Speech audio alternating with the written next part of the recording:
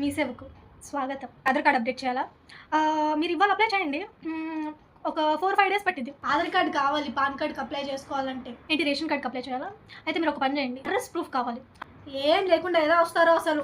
Caste కమ్మా. క్యాస్ట్‌కి ఇప్పుడు రాదమ్మా. ఎందుకంటే ఫస్ట్ మనం రిక్వెస్ట్ పెట్టాలి. వాళ్ళు యాక్సెప్ట్ చేయాలి. దాని తర్వాత మనం అప్లై చేయాలి. మళ్ళీ ఎంఆర్ ఆఫీస్‌కెళ్ళాలి. మాక్సిమం ఒక 15-20 రోజులు పడతదమ్మా. వెయిట్ చేయాల్సిందే. ఏంటిది ఆధార్ కార్డ్ ఎవరిది? అమ్మా దీనికి జిరాక్స్ కావాలమ్మా, జిరాక్స్ తీసుకురండి. ఆధార్ కార్డ్ జిరాక్స్ తీసుకురండి. ఈ పాన్ కార్డ్ ఎవరిది? పాస్ ఫోటో అతికించండి అమ్మా. మళ్ళీ అది అప్లై చేయండి, ఇది అప్లై చేయండి అంటారు. ఎలా అప్లై చేస్తారు?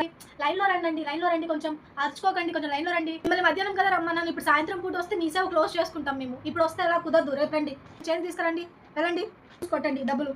20 రూపీస్ అయింది మీది. కదండి రమ్మన్నాను. ఇప్పుడు వస్తే ఎలాగా? ఇప్పుడు వస్తే మేము ఎలా చేయాలి? అంటే మేము లంచ్ టైం వదిలేసుకొని మీ పని చేసుకోవాలా? ఇది ఆన్లైన్కి ఖచ్చితంగా 20 రూపాయలే అవుతుంది ఒక జిరాక్స్కి. అర్థమవుతుందా? రూపాయికి 2 రూపాయలకి ఇవ్వలేను నేను. A4 షీట్ ఒకటి 2 రూపీస్. 2 రూపీస్. మీ సేవ ఏదైనా చిటికెలో అయిపోతుంది.